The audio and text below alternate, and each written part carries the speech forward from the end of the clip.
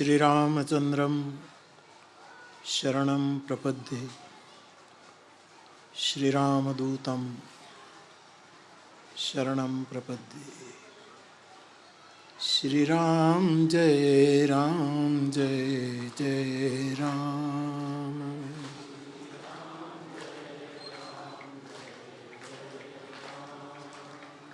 श्रीराम जय जय राम।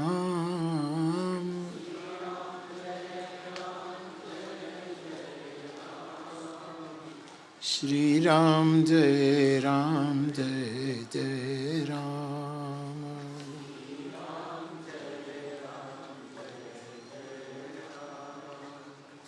मंगल भवन अमंगल हारी मंगल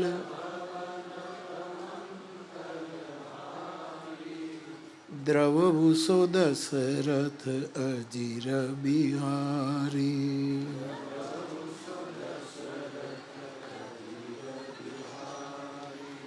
श्रीराम जय जय राम।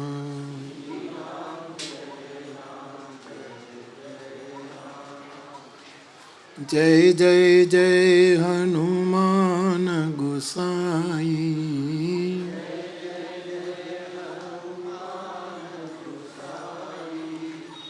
कृपा करो गुरुदेव की नाई।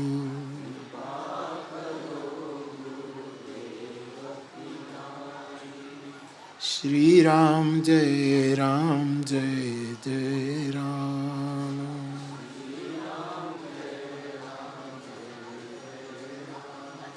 श्रीराम जय जय राम।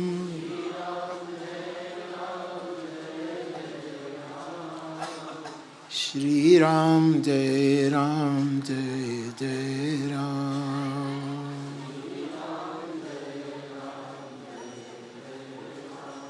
बोलिए हनुमान जी महाराज की। સૌ પ્રથમ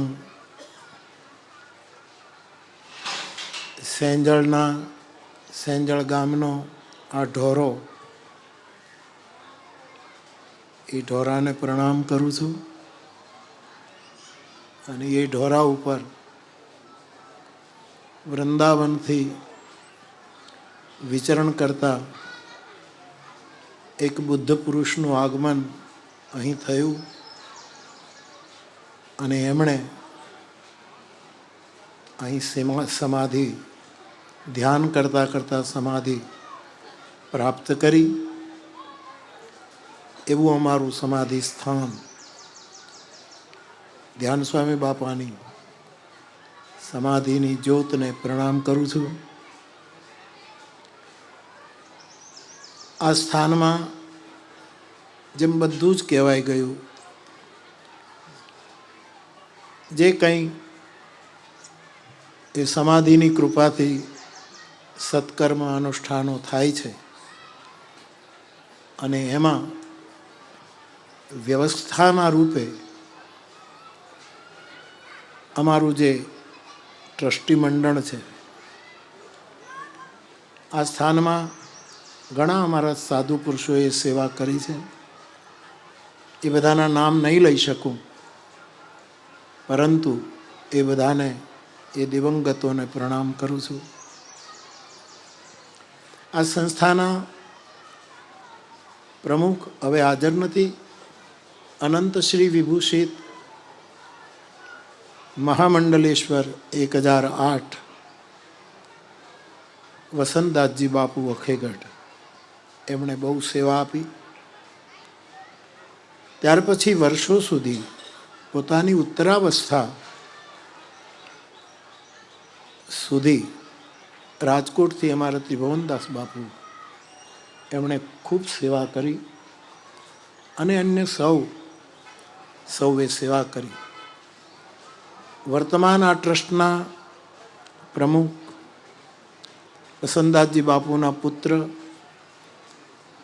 તુલસી બાપુ અને અમારી આ 5 જણની ટીમ આ બધું સેવા કરે છે એ બધાને ખૂબ ખૂબ એમના તરફ મારી પ્રસન્નતા વ્યક્ત કરું છું.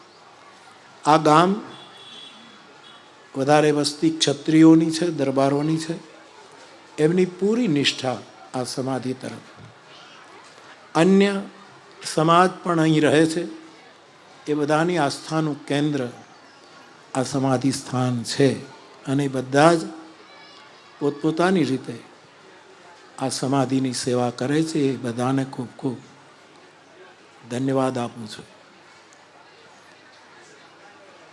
અમારી તલગાજરડાની, સેંજળની, ગુરુકુળની કે અન્ય જે કંઈ સદપ્રવૃત્તિ થતી હોય એમાં વર્ષોથી જે વ્યક્તિ અને એમનો પરિવાર સમર્પિત છે એવા મારા હરીશભાઈને ખૂબ ખૂબ મારી પ્રસન્નતા વ્યક્ત કરું. એટલું ચોક્કસ કહીશ કે એમની દૃષ્ટિ, એમની વિચારશીલતા અને સૌથી વધારે એમનો વિવેક આ કાર્ય માટે અમને બહુ મોટું બળ આપે છે. એમણે બધી જ વિગત આપી અને આ વખતે લાલજી મહારાજની જગ્યા, ભગતનું ગામ, એમના વર્તમાન પીઠાધીશ, સરળ તરલ પીઠાધીશ એવા પૂજ્યપાદ દુર્ગાદાસજી બાપુ, એમણે અમારો આ અર્ઘ કબૂલ કર્યો એનો અતિ આનંદ વ્યક્ત કરું છું. બાપુ, આપે ધ્યાન સ્વામી બાપા એવોર્ડને સ્વીકારીને અમને રૂડા કર્યા છે, અમને વધારે અલંકૃત કર્યા છે. અને જેમ હરીશભાઈએ કહ્યું તેમ કે પ્રત્યેક આ એવોર્ડમાં આપની ઉપસ્થિતિ રહી છે, લગભગ જાનકીદાસ બાપુ અને સૌ. અને દર વર્ષે જે નથી આવી શકતા એ બધા જ દેહાણ જગ્યાના સંતો મહંતો જ્યાં હશે ત્યાંથી અમને પોતાના આશીર્વાદ આપતા રહ્યા છે. એટલે બધાને પણ પ્રણામ કરું. બાપુ, આપના ચરણોમાં અમારા પ્રણામ. આ મંગલ પ્રસંગે મંચ પર ઉપસ્થિત સૌ પૂજ્ય ચરણો, એમને પણ હું પ્રણામ કરું છું. આપણા સમાજના આટલા સાધુ સંતો, મહંતો, મંડલેશ્વરો બધા પધાર્યા છે, એમને પણ મારા પ્રણામ. અમારા સમાજના બે વિશિષ્ટ વ્યક્તિઓ ભણી ગણીને સાધુને અને સાધુ સિવાયના તમામ સમાજની સેવામાં પોતાની વિદ્યાનો સદુપયોગ કરે છે એવા બે જણ, એમનું જે કાતરોડી અને ભાવનગરથી પધારેલા એમનું આ વખતે વિશેષ સન્માન થયું. એમના માટે પણ ખૂબ જ પ્રસન્નતા વ્યક્ત કરું છું. સેંજળની જે કંઈ સહજ સદપ્રવૃત્તિ છે, હું બે વસ્તુમાં માનું. એક તો કોઈ વસ્તુનો આરંભ ન કરવો, અમારો સ્વભાવ છે કે આરંભ ન કરવો. અને કદાચ દેશકાળ આપણી પાસે અપેક્ષા રાખતો હોય કે કંઈક આરંભ કરવો જોઈએ, તો બાકી મૂળમાં તો મારા તુલસીએ સાધુના લક્ષણોમાં જે લખ્યું છે એ સ્વભાવ આપની કૃપાથી ધરાવું છું.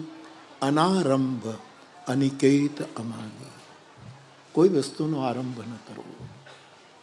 પણ જ્યારે આપણે આ દેહાણ સાધુ જગ્યાઓ કેટલી સેવા કરે છે, તો મારે આપને કહેવું છે કે એ કરવું જ પડે, કરવું જ રહ્યું. જેમ લાલજી મહારાજની જગ્યાની સેવાની આખી પરંપરા હજી પણ આ સંતો કરી રહ્યા, પરંતુ ક્યારેક કરવું પડે. પણ એના પછીનો એક બીજો વિચાર ભગવદ્ ગીતામાંથી મેં સ્વીકાર્યો છે અને તે છે સર્વારંભ પરિત્યાગી. જેટલા ઉપક્રમો કર્યા હોય, આરંભો કર્યા હોય, એને પણ ધીરે ધીરે એમાંથી પણ બહાર નીકળવું. આ બે વિચારો સતત મનમાં ઘૂમે. એટલે અહીંયા જે કંઈ આરંભ થયો છે એમાં દેહાણ જગ્યાની સમાધિઓનો આશીર્વાદ છે. એમની ઉપસ્થિતિ અમને બળ આપે છે, પ્રોત્સાહિત કરે છે. તો આ વખત બાપુ, આટલું મોટું સ્થાન છે બાપુ, પણ બહુ સરળ. અને આ વખતે તો એ અવાજ નથી બેસી ગયો, પણ પોતે બેસી ગયા છે અને ના પાડી. અને એનો એક ઉપક્રમ પણ છે કે જેમની વંદના કરીએ એમનો પ્રતિભાવ નથી લેતા, કારણ કે પછી આભાર માને ને એવું જરાક ગમતું નથી. ભગવાનને આપણે ફૂલનો હાર ચડાવીએ પછી ભગવાન પાસે અપેક્ષા ન રખાય કે આપણને થેન્ક યુ કહે. અત્યારે તો અમારી ઉત્સવ મૂર્તિ આપશો. અમે વંદન કરીને આ કોઈ સારું લગાડવા માટે નથી કહેતો. અમારી તો શબ્દ ઉપાસના છે, અને શબ્દને અકારણ વ્યર્થ ન કરાય, નહીતર સરસ્વતી શાપ આપે. ત્યારે બાપુ માટે અને જ્યારે જ્યારે બોલ્યા છે ત્યારે મુક્ત વિચારો રજૂ કર્યા છે. જરાય પરંપરા તો છે જ, પરંતુ પરંપરાને વિવેકપૂર્વક સાચવીને એ પોતે મુક્ત વિચારો પણ અમે બધા સાંભળવા રાજી હોય. બાપુ કંઈક બોલે, બાપુ બોલે અને એની ભાષામાં એવા એક મહત્પુરુષની વંદના થઈ છે આ સ્થાનમાં. ત્યારે યોગ વાસિષ્ઠમાં, યોગ વાસિષ્ઠ ગ્રંથ આપ સૌ જાણો છો, વાલ્મીકીજીએ લખ્યો છે. વાલ્મીકી કૃત યોગ વાસિષ્ઠ છે. એમાં નારદજીને બ્રહ્માના માનસ પુત્ર તરીકે એક પ્રશ્ન પૂછવામાં આવ્યો છે. વશિષ્ઠજીની ઉપસ્થિતિમાં કે પરમાર્થ કરતા કરતા અનંત સમતાનંદ કેમ પ્રાપ્ત થાય? સમતાનો આ બધી જ અસમતાની વંદના છે. અમારું વીરપુર લો, માનવ મંદિર લો, બાપુનું કમીદડા લો, બાપુનું સ્થાન સિયોર લો, કે બાપુ દુધરેજની પરંપરામાં જ્યારથી આ બધા એક એક સૂત્ર ઉપર કામ કરે છે, અને તે પરમાર્થ. પરમાર્થ સિવાય બીજું, પરમાર્થ માટે જે જે કંઈ કરવું ઘટે, રોટલો ઓટલો જે કંઈ કરવું ઘટે, કેન્દ્રમાં પરમાર્થ શબ્દ છે. અને એ પણ સમતા રાખીને. ગીતાનું સૂત્ર મને બહુ જ ગમે, સમઃ સર્વેષુ ભૂતેષુ મદભક્તિમ લભતે પરામ. પ્રત્યેક ભૂત, માનુષ નહીં, આ કોમ આ કોમ, આ વર્ણ આ વર્ણ, આ જાતિ આ જાતિ, આ પાર્ટી આ પાર્ટી, આ સંસ્થા આ સંસ્થા, આ તો નહીં જ, પણ ભૂતોમાં પણ સમતા. કે આકાશ, પૃથ્વી, જળ, વાયુ, અગ્નિ, આવો પ્રશ્ન યોગ વશિષ્ઠમાં ઊભો થયો કે અનંત સમતાનંદ. આપણો સમતાનો આનંદ અમુક સમય ટકે છે, પણ અમુક સમય પછી પાછા આપણે વિષમ થઈ જઈએ છીએ, અસમાન થઈએ છીએ. એટલે યોગ વાસિષ્ઠકારે બહુ સરસ શબ્દ વાપર્યો, અનંત સમતાનંદમ પ્રાપ્યતે. કઈ રીતે પ્રાપ્ત થાય પરમાર્થીઓને? આ બધા હાલતા ચાલતા આમાં કોઈને પોતાનો સ્વાર્થ નથી. બાપુના સ્થાનનો હું પણ સાક્ષી રહ્યો છું. ત્યાં મેં કથા ગાઈ, ત્યાર પછી તો બાપુની સાથે વધારે આત્મીય નાતો થયો. અને જ્યારે જ્યારે હું સાયલા જાઉં ત્યારે કંઈક ને કંઈક નવું બાપુ સર્જન કરતા હોય. શું કામ? અનંત સમતાનો આનંદ લેવા માટે આ પરમાર્થ કેન્દ્રમાં છે. મેં પહેલી વાર અનંત સમતાનંદ વાંચ્યો શબ્દ. સમતાનો આનંદ તો છે જ, સમતાની વાતો તો છે જ, પણ સમતાનો આનંદ અને તે પણ અનંત સમતાનંદ કઈ રીતે પ્રાપ્ત થાય? ત્યારે યોગ વાસિષ્ઠમાં કહ્યું છે ચાર વસ્તુ હોય તો પ્રાપ્ત થાય. પરમાર્થને કેન્દ્રમાં રાખીને અમારી દેહાણ જગ્યાઓની આ શીતલ જ્યોતિ એણે આવું કંઈક કર્યું છે. એટલે કોઈ પણ જાતના ભેદભાવ વગર આ સંસ્થાઓ પરમાર્થ દ્વારા અનંત સમતાનંદની પ્રાપ્તિ. પરંતુ એના મૂળમાં શું? મૂળ પુરુષની સાધનાઓ તો છે જ, ભજન તો છે જ, પરંતુ ચાર વસ્તુ જ્યારે બતાવે છે એમાં એવું કહ્યું છે કે વિદ્વાનોએ સ્વીકારેલી આ વાત છે કે અનંત સમતાનંદ પ્રાપ્ત કરવો હોય તો પહેલું સાધુ સેવા. કોઈ સાધુની સેવા કરો. બાપુ, સાધુની સેવા કર્યા વગર વિશ્વમાં સમતા આવી જ ન શકે. આજે આટલા યુદ્ધો ચાલે છે, રોજ નવા ખબર આવે છે, રોજ કોઈ દેશનો નેતા ગમે તે કહે છે, ગમે ત્યારે આ બધું થાય છે. આમાં અનંત સમતાનંદ પકડી રાખ્યો હોય તો સાધુઓએ અને સાધુની સેવામાં જે લોકો સમર્પિત થયા છે એને. તો પહેલી વસ્તુ સાધુ સેવા. બીજી વસ્તુ યોગ વાસિષ્ઠકાર કહે છે શાસ્ત્રની સેવા. બાપુ, આપ સંસ્કૃત ભણ્યા છો, આપની પરંપરામાં પણ સંસ્કૃત હજી ભણાવાઈ રહ્યું છે. કાશીમાં ભણીને વિદ્વાનો આવે છે અને ભગવત કથાઓ કહે છે. શાસ્ત્રની સેવા થવી જોઈએ.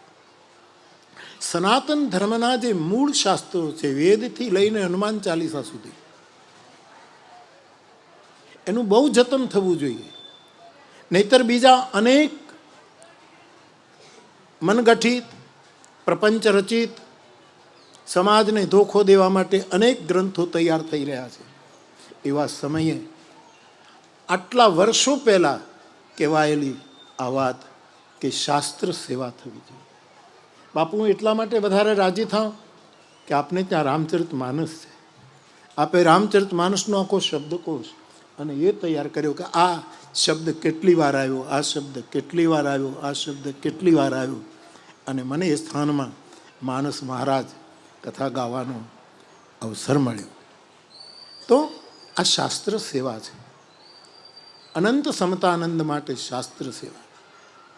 ત્રીજી વાત ત્યાં કહી છે, આમાં મારું કોઈ મેળવણ નથી, જે શાસ્ત્ર વચન છે એ જ આપની પાસે રજૂ કરું છું.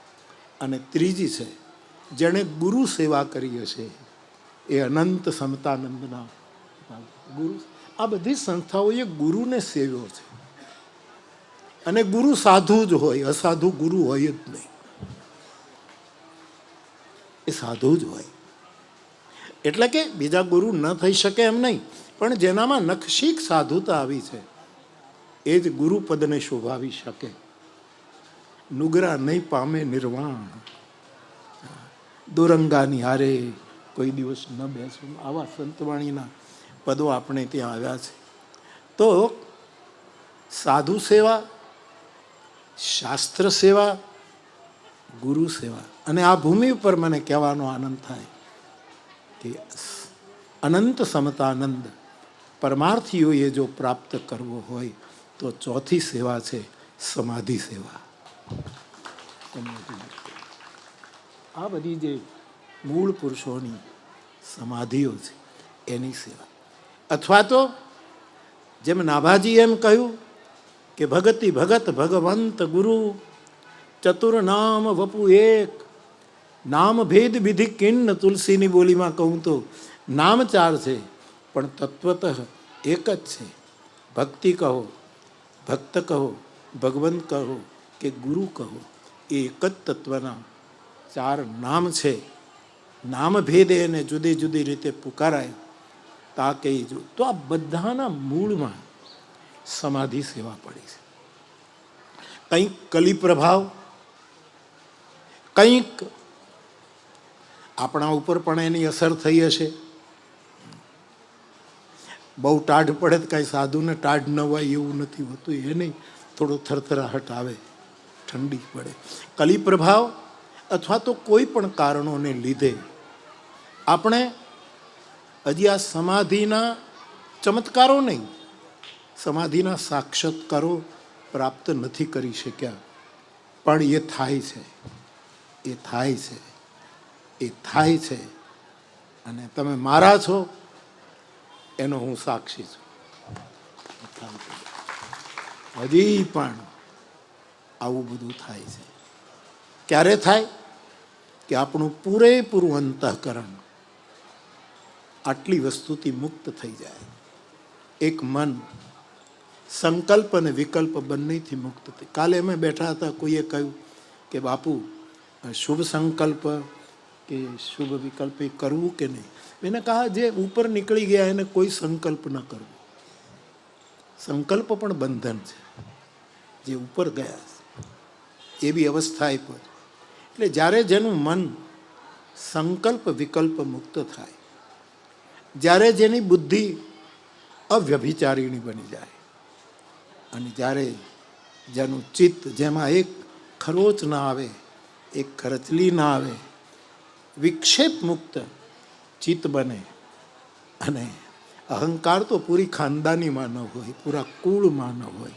આ ચાર વસ્તુ જેને સાધ્ય કર્યું હોય એને સમાધિની મહિમા, સમાધિનો સાક્ષાત્કાર હજી પણ આપણી આપણી પાત્રતા પ્રમાણે થાય છે. એટલે કે સમાધિની સેવા પણ અનંત સમતાનંદનું એક કારણ બને છે.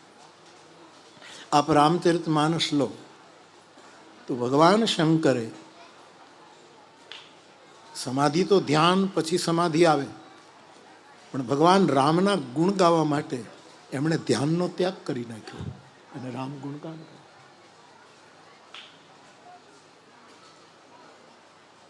મગન ધ્યાન રસદંડ જુગ પુનિ મન બાહિર કે. શિવજી નીકળી ગયા બહાર કે મારે રામને ગાવો છે, એટલે એમણે ધ્યાનનો ત્યાગ કર્યો. રામ નામનું સ્મરણ કરવું છે. માણસ સમાધિમાં, હવે એ તો સમાધિ તો જેને પ્રાપ્ત થયું હોય જીવતા કે પછી એ જ કહી શકે, પણ સમાધિમાં ગયા પછી પણ કદાચ એવી અવસ્થા આવતી હશે કે બધું જ પૂરું થઈ જાય, પણ સમાધિમાં ગયા પછી પણ શિવને રામ નામ લેવાની ઈચ્છા થઈ, એટલે એણે સમાધિનો ત્યાગ કરી નાખ્યો. બીતે સંબત સહસ 87 તજી સમાધિ. સમાધિને એક બાજુ મૂકી દીધી, કારણ કે એમને પ્રભુનું સ્મરણ કરવું, પ્રભુની કથા કરવી હતી, એટલે ધ્યાન. સનતકુમારોએ ધારણા છોડી દીધી હરિકીર્તન કરવા માટે. આપની મંડળી જેમ ફરે છે, આ 4 જણા ફર્યા જ કરે છે, ફર્યા જ કરે છે.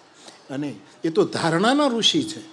પતંજલિના જે 8 પગથિયા એમાંના ધારણાના, અને અમારી આ નિંબાર્કી પરંપરાના તો મૂળ પુરુષમાં સનકાદિક આવે, નારદ સનકાદિક બધા. એણે ધારણાનો ત્યાગ કર્યો, કેવલ હરિગુણ ગાવા માટે એણે ધારણા ત્યાગ કર્યો. શુકદેવજીએ વિધિ નિષેધને એક બાજુ ધક્કો મારી દીધો, ભાગવત ગાવા માટે કો વિધિ કો નિષેધ, એણે એનો ત્યાગ. એટલે પતંજલિના જે 8 પગથિયા છે, રામાયણમાં એમ પણ લખ્યું છે કે ભગવાનની કથા આવે ત્યારે અમુક મહાપુરુષો ચરિત્ર સુનહી તજી ધ્યાન છોડીને ચરિત્ર સાંભળે, અથવા તો સાંભળતા સાંભળતા એને સમાધિ ભૂલાઈ ગઈ છે કે અમે સમાધિમાં બેઠા, સમાધિ એને ખોવાઈ ગઈ. એવું ભજન કાં તો નામથી કાં તો રૂપ. મને એક વૃંદાવનના એક યુવાન સાધુ મને બહુ સરસ કહે. પહેલી વાર એમને ત્યાં ગયો, એમણે એક નાનકડું એવું મંદિર મને બતાવ્યું. મને કહે બાપુ હું નથી પૂજા કરતો, નથી આરતી કરતો, નથી ફૂલ, બહુ વિદ્વાન યુવાન છે, કાંઈ નથી કરતો. મને સમય મળે ત્યારે આ મૂર્તિ છે ને એની સામે બેસી રહું છું. રૂપ, જેણે રૂપનો આશ્રય કર્યો, જેણે નામનો આશ્રય કર્યો, જેમણે લીલાનો આશ્રય કર્યો, અને જેણે ધામનો આશ્રય. નારદજીનું ધામ તો વૈકુંઠ છે. વિષ્ણુ ભગવાનના ધામમાં નારદજીનો, અથવા તો બ્રહ્મલોક કહો, બ્રહ્માના લોકમાં છે. પણ આ માણસ ધામમાં રામકૃષ્ણ જે કોઈ છે એનું ગુણગાન કરવા માટે પહેલાં મૂળ ધામને છોડી અને ગતિ સર્વત્ર તુમારી, બધી જ જગ્યાએ નિરંતર ફરે છે. તો મારે કહેવું છે એ બાપ કે આપણે બધાએ સાધુ સેવા, એટલે કોઈ સાધુ ઈચ્છતો નથી કે તમે અમારી સેવા કરો, પણ સમતાનો અનંત આનંદ લેવો હોય તો કોઈ સાધુને શરણે જવું. અને સાધુ હંમેશા સવાયો હોય, સ્પર્ધામાં નહીં, સવાયો હોય. બાપુ મને આપણા પ્રાચીન ભજનોમાં સાધુનો બેડલો સવાયો આવું આવે છે. હું વિચારતો હતો કે આ સાધુનો બેડલો સવાયો એટલે શું હશે. પણ વર્ષો પહેલાં કાશીમાં કથા હતી અને હું બોટમાં મારો ઉતારો હતો. એટલે કેટલાય નિષાદો બોટ દ્વારા ધંધો કરે, આ બાદ પારથી આ પાર લઈ જાય, રામનગર લઈ જાય, આ બાજુ લાવે. પણ એની નૌકામાં બીજું વિશેષ કંઈ નહીં હોય, ખાલી નૌકાને લઈ જાય ને ઉતારે. પણ એક સાધુ બાપુ એણે આ શરૂ કરી ફેરી, એ લઈ જાય ને લઈ આવે. પણ એ સાધુએ એક નાનકડી એવી હોડી એના નૌકાની સાથે બાંધી રાખી અને એની સાથે વાર્તાલાપ થયો. મેં કીધું આ શું, આ કોઈ તો રાખતા નથી? તો કે નહીં, મારી નૌકામાં બેઠા પછી કદાચ કાંઈક ઓલું થાય તો આ નાની હોડીમાં બેસાડીને હું એને પાર કરું. ત્યારથી મને સમજાયું કે સાધુનો બેડલો સવાયો, એનો બેડલો સવાયો. તો સાધુ સેવા એ સમતાનો અનંત આનંદ લેવા માટેનું પહેલું. બીજું શાસ્ત્ર સેવા, વેદથી હનુમાન ચાલીસા સુધી એની સેવા થવી જોઈએ. ત્રીજું ગુરુ સેવા, આપણા જે ગુરુ હોય, આ કેટલી મોટી ગુરુ ગાદીઓ છે અમારી, એ ગુરુ સેવા અને સમાધિની સેવા. હું તો ચેતન સમાધિ તો આપણે છે જ, મહાપુરુષો ધ્યાન કરતાં કરતાં બેસી ગયા હોય અને પછી શરીરથી મુક્ત થઈ ગયા હોય એટલે ચેતન સમાધિ તો હોય. પણ હું અહીંયા આવું ત્યારે ચેતન સમાધિ અમે લખ્યું પણ છે, ચેતન સમાધિ આ શબ્દનો ઉપયોગ કર્યો છે. પણ મને આમ બહુ અંદરથી એવું લાગે કે ચેતન સમાધિ કરતાંય આ સત સમાધિ છે. અહીંયા સત ધરવાયું છે, અહીંયા સત વવાયું છે. અને આજે એ સતને અમે બધા લણીએ છીએ અને ખાલી લણતા નથી, એને વહેંચીએ છીએ બધામાં. તો એ સત સમાધિ. અહીંયા જે 3 મંદિર છે, ધ્યાન સ્વામી બાપાની સમાધિ ચેતન સમાધિ છે. કારણ કે અમારા જગ્યાઓમાં કેટલી ચેતન સમાધિઓ છે, એના આપણે સાક્ષી છીએ. એટલે એ શબ્દ હટાવવા જેવો નથી. પણ જ્યાં સત હોય ત્યાં જ ચૈતન્ય હોય ને, નહીતર તો જૂઠ તો જડ કરી દે. જૂઠ તો માણસને જડ કરે. જ્યાં સત હોય ત્યાં જ ચૈતન્ય હોય. તો આ દર્શને હું આવું ત્યારે આ મૂળ જે સમાધિ છે એને મારા મનમાં, મારા માટે ચેતન સમાધિ તો છે જ, પણ સત સમાધિ છે. અમારી આખી પરંપરાના ઈષ્ટ રાધાકૃષ્ણ ભગવાન, જે આખી પરંપરાનો ઉલ્લેખ હરીશભાઈએ પણ કર્યો. સર્વેશ્વરને હું અમારી સલેમાબાદની ગાદીને પણ અહીંથી પ્રણામ કરું. વર્તમાન જગદગુરુ વિરાજમાન છે એમને પણ પ્રણામ કરું. તો રાધાકૃષ્ણ ભગવાન અહીંયા વિરાજમાન થયા છે એને હું પ્રેમ પ્રતિષ્ઠા કહું છું. રાધાકૃષ્ણ પ્રેમનું પ્રતીક છે, અનંત પ્રેમનું પ્રતીક. એટલે હું એને પ્રેમ પ્રતિષ્ઠા ગણું છું રાધાકૃષ્ણના રૂપમાં. અને આ બાજુ ધ્યાનેશ્વર મહાદેવ બેઠા છે, એને હું કરુણાની પ્રતિષ્ઠા ગણું છું. આ મારું સત્ય, પ્રેમ અને કરુણાનું સ્થાન છે. જ્યાં સત સમાધિ છે, જ્યાં પ્રેમનું પ્રતિષ્ઠાન છે, જ્યાં કરુણાનું મહાદેવ વિરાજમાન છે, એવું આ સ્થાન.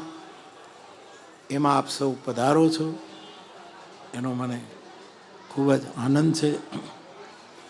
મને બહુ વ્યવસ્થા આવડે નહીં, ખરેખર વ્યવસ્થાનો. આમ તૈયાર જ અમે ગાદી ઉપર બેસવા ટેવાયેલા, એટલે આમ કોઈને આમંત્રણ આપવા માટે પણ વ્યક્તિગત ક્યારેય જતો નથી. પરંતુ આ બાળક ઉપર આટલો પ્રેમ છે આપ સૌ. આ ધ્યાન સ્વામી બાપાનું બાળક છે, આ સમાધિનું છોકરું છે. અને તેથી આપ સૌ, એક વ્યવહાર હોય છે મારે આવવું જોઈએ, આપને નિમંત્રણ, પણ છતાંય આપ સૌ આવીને અમને આશીર્વાદ આપો છો, એ આપની ઉદારતા છે, એ આપનો મહિમા છે. તો હું ખૂબ જ પ્રસન્નતા વ્યક્ત કરું છું. હું ને તમે બધા જ વારે વારે પુનરુક્ત કરું છું, ગુરુ સેવા કરીએ, સાધુ સેવા કરીએ, સમાધિની સેવા કરીએ અને મૂળ શાસ્ત્રોની સેવા કરીએ. વેદથી લઈને એ જે મૂળ શાસ્ત્રો છે આપણા એની સેવા કરીશું તો ભારત દ્વારા ભારતની સનાતન સભ્યતા, સનાતન સંસ્કૃતિ, સનાતન ધર્મ એના દ્વારા વિશ્વનું મંગળ થશે, આખા જગતનું કલ્યાણ થશે એવું કહેવામાં કોઈ પણ જાતની અતિશયોક્તિ નથી. અને બાપુ કાલે હું કહેતો હતો, અમે બેઠા કે હજી બાપુ સાધુના પડછાયાના વર્ણન થયા, મૂળ સાધુનું વર્ણન થયું જ નહીં. હજી તો પ્રતિબિંબના આપણે ગાણા ગાઈએ છીએ. શાસ્ત્રોમાં પણ સાધુના જે લક્ષણો, સંતવાણીમાં સાધુના લક્ષણો એ જે છે એ ખાલી પડછાયાના લક્ષણો. મૂળ સાધુ તો હજી આપણે પકડી શક્યા નથી સાહેબ, બિંબને હજી પકડી શક્યા નથી. પ્રતિબિંબના ગાણા, અને પ્રતિબિંબના ગાણા ગાવાથી જો આપણને આટલો આનંદ થતો હોય તો જે દિવસે બિંબ પકડાશે ત્યારે આપણે એકલા જ ઉજળા નહીં હોય, ત્રિભુવન ઉજ્જવળ હશે, આખું જગત ઉજ્જવળ હશે, આખું જગત. અને આપણે ઈચ્છીએ કે આ દુનિયામાં જે સંઘર્ષો ચાલે છે, રોજ સવાર પડે અને કોઈ કાંઈક બોલે છે, કોઈ કાંઈક બોલે છે, એવા જગતમાં જ્યારે આપણે નિવાસ કરીએ છીએ ત્યારે આવો આપણે આ સાધુતાને, આ ગુરુ સેવાને, આ શાસ્ત્ર સેવાને, સમાધિ સેવાને સાચવીએ. હું એમ બોલ્યા કરું કે સાધુ ચાલતો સરળ સદગ્રંથ છે. અને મારે અનુબાપુએ આખું પદ લખ્યું. હું એમ માનું કે સાધુ એ હાલતો ચાલતો સદગ્રંથ છે. એને જો વાંચી શકીએ તો આનંદ થાય. પરંતુ સમાધિમાં જે સાધુ બેસી ગઈ ને એ બેઠેલો સદગ્રંથ છે. હવે એક સ્થાને બેસી ગયો, આખા જગતનું કલ્યાણ કરતાં કરતાં એક સ્થાનમાં, એવા સમાધિ સ્થાનમાં આપ આવ્યા. આપના તમામ સ્થાનોની સમાધિઓને હું એટલી જ શ્રદ્ધાથી પ્રણામ કરું છું. અને મારો ઉપક્રમ એટલા માટે કે આ બધી જ અમારી દેહાણ જગ્યાઓમાં હું તો બીજું શું કરી શકું? કથાથી ગાય અને એની વંદના કરી શકું, આ સિવાય તો હું શું કરું? કથા તો મને એ લાભ મળ્યો છે. આપ સૌએ મને એના માટે પાત્ર બનાવ્યો છે. એનો આનંદ વ્યક્ત કરું. ગામને બધા સેવા, મારી ધ્યાન સેવા. આમ તો શું છે કે બાપુ અહીંયા પ્રસંગ હોય ત્યારે અમે છોકરાઓએ અમારે ધ્યાન સેના ઊભી કરી. ધ્યાન સેના એટલે મેં કીધું ભાઈ આ સેના શબ્દ જ મને ફાવે નહીં. સેના છે નહીં, કેટલી સેનાઓ પછી યાદ આવવા માંડે આપણને દુનિયાની, ફલાણી સેના. અને એ સેનાઓએ સંઘર્ષો જ ઊભા કર્યા છે. મેને કહા કે નહીં, આ સ્થાનમાં સેના ન હોવી જોઈએ, ધ્યાન સેવા કરો. અને પછી એ પરિવર્તન અહીંયા આણવામાં આવ્યું. તો એ છોકરાઓ જે સેવા કરે છે તે, ગામના બધા ભાઈ બહેનો સેવા કરે છે તે, અમારું ટ્રસ્ટી મંડળ. અને આવું રાંક ટ્રસ્ટી મંડળ મેં ક્યાંય જોયું નથી. આવ રાંક બાપુ, કોઈ ઉપદ્રવ નહીં, કોઈ કંઈ. એ કહે એ બધું હું કરું, હું કહું એ બધું એ કરે. એટલે અમારે કાંઈ તકલીફ જ ન થાય. એ જે કહે હું હા પાડું. અમારે ગુણુ બાપુ કહે બાપુ આમ કરવું છે, બાપુ કરો, આ કહે એમ કરવું. અને મારે ક્યારેક કંઈક કહેવાની જરૂર પડે કે આમ કરીએ તો એ બધા આ પડે. એટલે ભક્તિ કરવી એને રાંક. આપણે કાટ થઈ ગયા ને એમાં પછી બહુ જ નડ્યું આપણને. જે રાંક આપણી ગંગા સતી કહી ગઈ કે ભક્તિ કરવી એને બહુ રાંક થઈને રહેવું. એવું મારું આ ટ્રસ્ટી મંડળ. આ બધું હું તો વચ્ચે વચ્ચે ક્યારેક દર્શન કરવા આવું, પણ ખૂબ રાજીપો. તુલસી બાપુ તારા વડપણ નીચે આ બધા કરે છે. આ બધી સમાધિઓના આપણને આશીર્વાદ છે. વિશેષ કંઈ નહીં કહેતા, ઉપસ્થિત છે સૌને પ્રણામ કરી, નથી આવી શક્યા એના સદભાવને પ્રણામ કરી, જે સેવા કરે છે બધાને ખૂબ પ્રસન્નતા આપી મારી પ્રસન્નતાને અહીં વિરામ આપું છું. આપ સૌને પ્રણામ. જય શ્રી